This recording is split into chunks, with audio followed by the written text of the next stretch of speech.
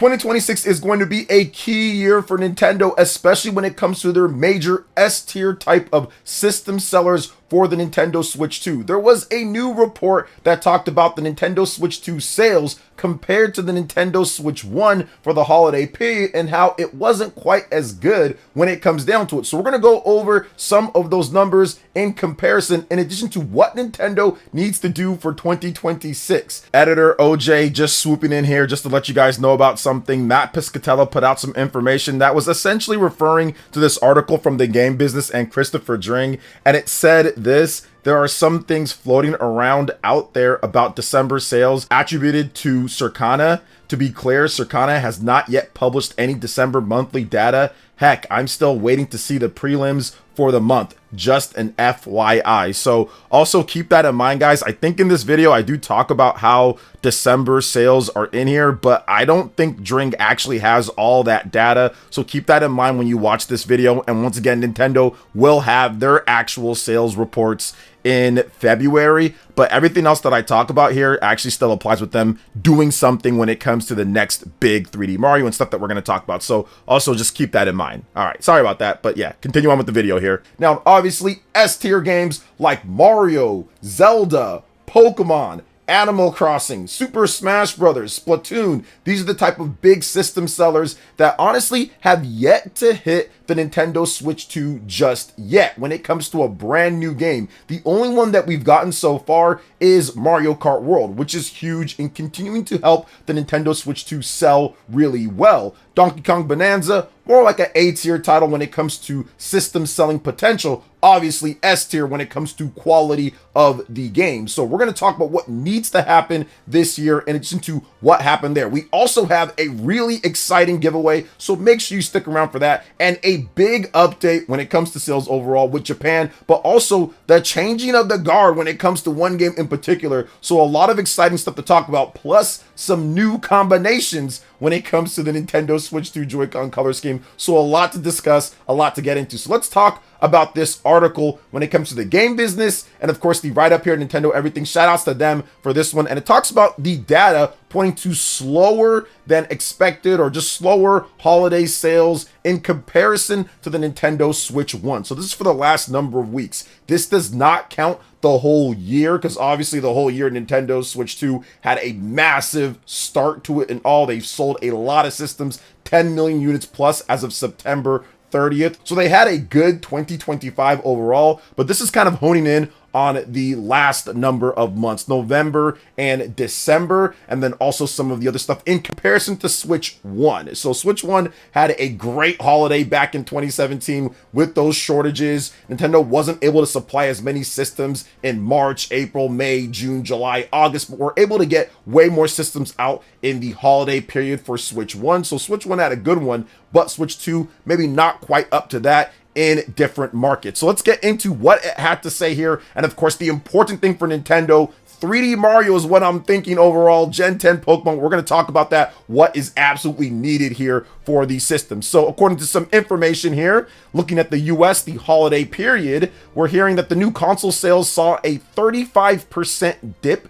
compared to the original Nintendo Switch 1. Circana previously reported that overall gaming sales had their worst November since 1995, and that does include the PlayStation 5, that does include the Xbox Series, where apparently PlayStation 5 was also down year on year compared to where it was last year, and this year the PS5 had a pretty big discount, I think up to $100 on various models overall. Obviously, the Xbox is pretty much done at this point. They've been down year on year every year for like many years at this point, but PS5 was also down, but I think in Europe, PS5 did better with those discounts overall. But yeah, here in the US, definitely a bit of a down period when it comes to holiday sales in recent memory. All right, let's talk about what's next here. So in the UK, Nintendo Switch 2 sales for the last 8 weeks of the year were 16% lower compared to Switch 1 for the same time period. There's also disappointing news when it comes to France. Switch 2 sales were over 30% lower than what the Switch 1 managed for the holiday period.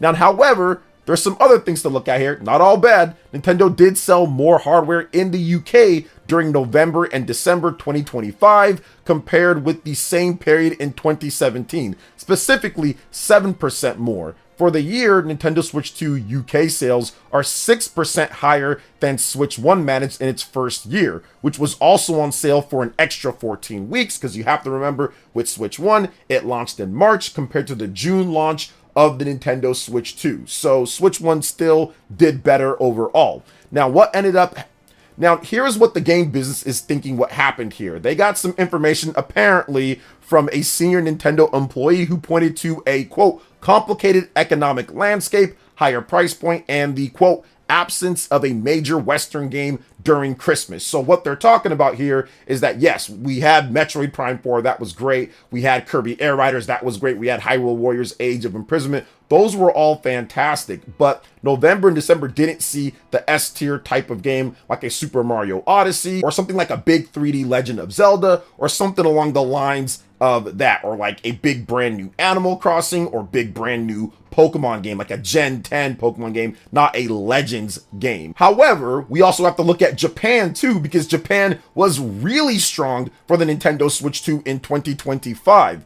In comparison, Switch 1, Switch 2 sales were up 11% when looking at the launch year, but it's also worth noting that the last 9 weeks of 2025, it was about equal. So 1.32 million sales for the Nintendo Switch 2 consoles compared to 1.39 million sales for the Nintendo Switch 1. If you factor in for the full year when it comes to Japan, Pierre actually had some data for us, so shout outs to him on this one. And he states that Nintendo Switch 2 sold over 3.78 million units in Japan in 30 weeks. This is twice as fast as the original Nintendo Switch 1, which reached this figure after 51 weeks on the market. Nintendo Switch 2 still remains the fastest selling console in Japan, so also keep that in mind. It is absolutely tearing it up in Japan at this point. Had some stock shortages, and then we're able to kind of recover a bit towards the end of the year with Pokemon and Kirby and all that. October, November, December, Nintendo was able to get more shipments out there. So it's interesting nonetheless. Now, I do think that obviously Nintendo probably doesn't like the fact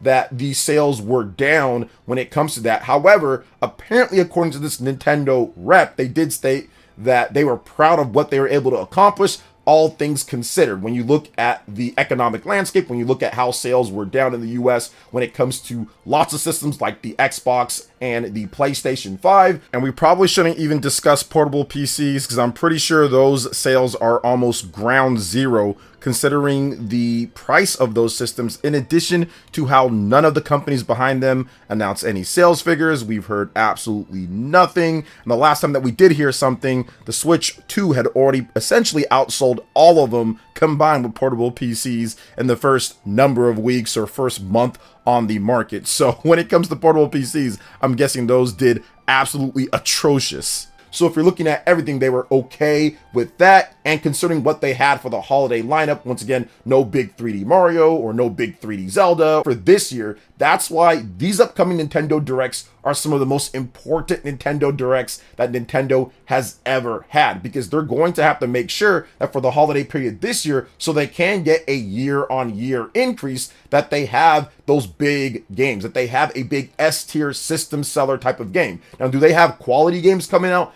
Absolutely. I think that Mario Tennis Fever is going to be a solid game. I think that Fire Emblem Fortune's Weave is going to be S tier in terms of quality, review scores. It's going to review really well. I think it is, at least.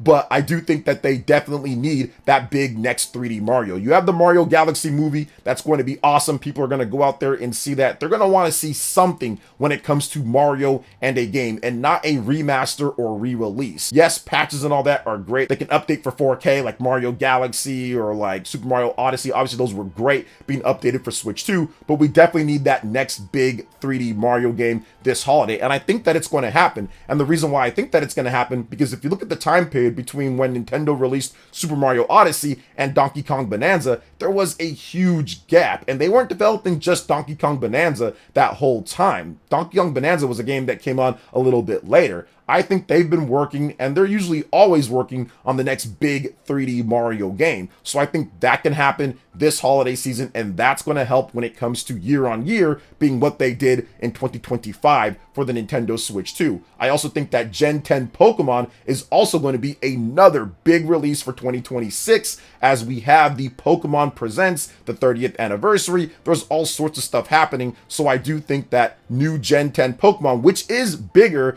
than Pokemon Legends, because I did see some people say, oh, well, they had Pokemon Legends. Why hadn't that done even a bit more? And yes, that did great in October, and I think Pokemon Legends continues to be a big seller, as we're going to see with the Japanese sales here, as we see with the eShop and all that, and it's going to help, and it's continued to help. However, new Gen Pokemon games are way bigger. Pokemon Sword and Shield, Pokemon Scarlet and Violet, those combined to sell over 50+ million units and move a lot more systems when they launch compared to other types of Pokemon games. So I fully expect Gen 10 Pokemon, especially with those leaks that we got, to come out this year and to be huge when it comes to the Nintendo Switch 2, especially because it seems like it might be a big quality increase compared to what we got, graphically at least, with Pokemon Sword and Shield and Pokemon Scarlet and Violet. So I'm looking forward to seeing that. So that's going to be super important overall for Nintendo in 2026. Now we can also get potentially some other games, A-tier type of games overall. When it comes to system sales, I always say that the games move the system overall.